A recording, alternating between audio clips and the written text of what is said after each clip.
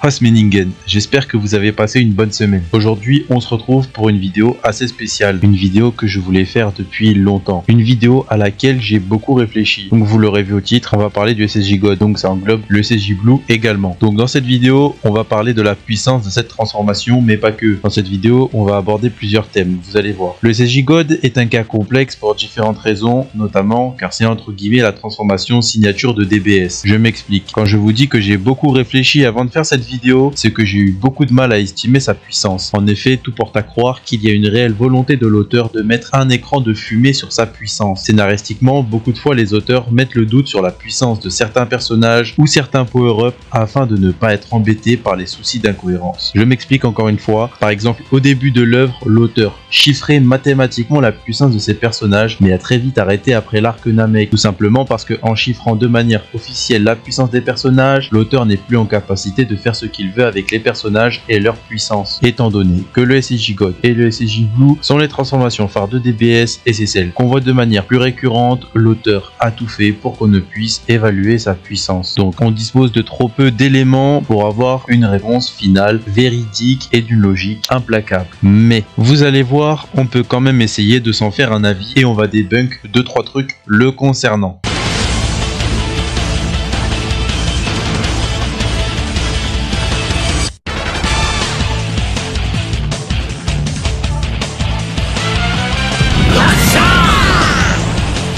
Pour attester de la puissance du SSJ God, beaucoup de fans utiliseront un passage du film Battle of God où Goku dira que fusionner avec Vegeta serait inutile pour égaler la puissance de Beerus. Bon, déjà de 1, à ce moment, Goku n'avait pas directement comparé le SSJ God à Vegeto parce qu'il n'avait pas encore testé le SSJ God, donc il n'avait aucune idée de la puissance de cette transformation. Et de 2, Goku SSJ God, au même titre que Vegeto, était bien inférieur à Beerus, surtout que plus tard dans l'œuvre, on apprendra que Beerus aurait pu one-shot Goku SSJ God avec un doigt s'il le voulait. Et de 3, Battle of God n'est pas canon. En effet, vu qu'il y a une version anime et manga officielle de cette histoire, ça décanonise le film. Et après avoir relu le manga et revu les épisodes animés, je n'ai à aucun moment lu ni entendu Goku comparer le SSJ God avec Vegeto directement. Donc on ne sait pas si Goku SSJ God de Battle of God est plus fort que Vegeto de DBZ ou non, ni même si le SSJ God est un meilleur power-up que la fusion en elle-même.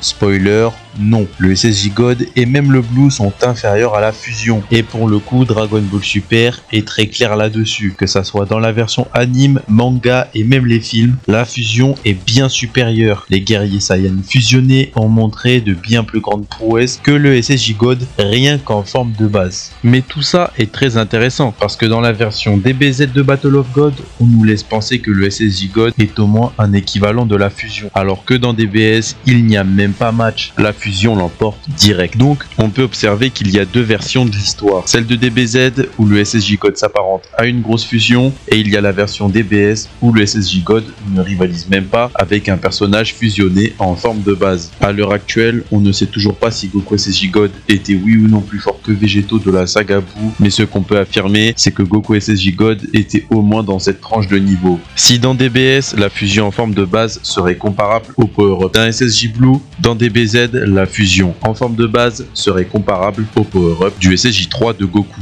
Donc en Super Saiyan, Vegeto de l'arc Buu serait plus de 50 fois plus fort que Goku SSJ 3. Et vu que Goku SSJ God est comparable à Vegeto selon moi, le power-up du SSJ God ne serait pas loin d'une bonne cinquantaine de fois le SSJ 3 ou plus.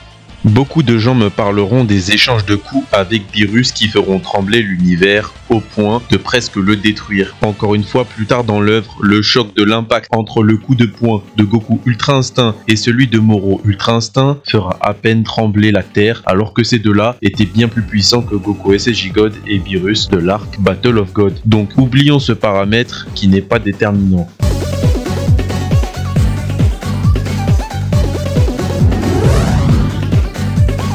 Concernant le SSJ Blue, j'ai entendu partout chez les autres fans que le SSJ Blue c'est 50 fois le SSJ God. Désolé, ça va faire rager certains, mais c'est faux. Le SSJ Blue n'est pas 50 fois le SSJ God et je vais vous le prouver. Dans DBS Broly, on a le droit à une montée en puissance graduelle et méthodique dans le 1v1 de Broly et Vegeta. Broly surpasse Vegeta en Super Saiyan, ce qui pousse Vegeta à passer en SSJ God et à éclater Broly. Quand Broly passera en Ikari, sa puissance sera multipliée par 10, vu que le Ikari c'est le pouvoir de l'Ozaru en une forme humaine. Une multiplication de la puissance de ce Broly par 10 sera suffisante pour lui permettre de passer de inférieur au niveau Super Saiyan God à un niveau égal au SSJ Blue. Ensuite, dans le manga, juste avant le tournoi du pouvoir, Goku affrontera Toppo en 1 contre 1. Il sera dit que Toppo avait une puissance égale au SSJ God, donc Goku passera en SSJ Blue pour être sûr de le battre et met le paquet. Sauf que Toppo réussira quand même à le battre en étant plus malin. Comment Toppo aurait réussi à le battre si Goku était 50 fois plus fort que lui? Ça n'a pas de sens. Ensuite, dans le chapitre 27 de DBS, quand Beerus affronte Vegeta Super Saiyan Blue, Beerus analysera le Super Saiyan Blue et dira à Vegeta que le Super Saiyan Blue n'est qu'un léger power-up du Super Saiyan God.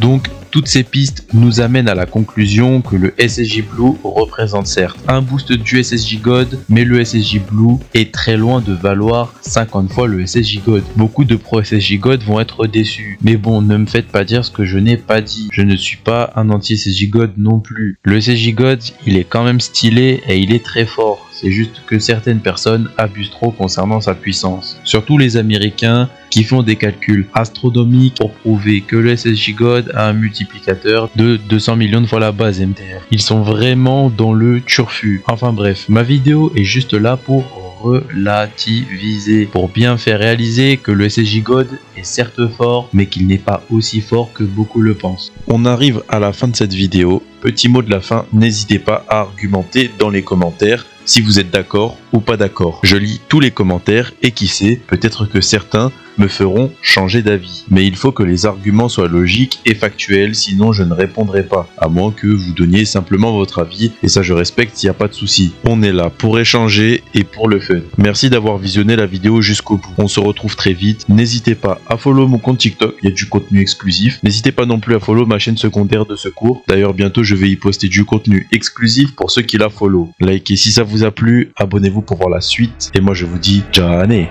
Ningen.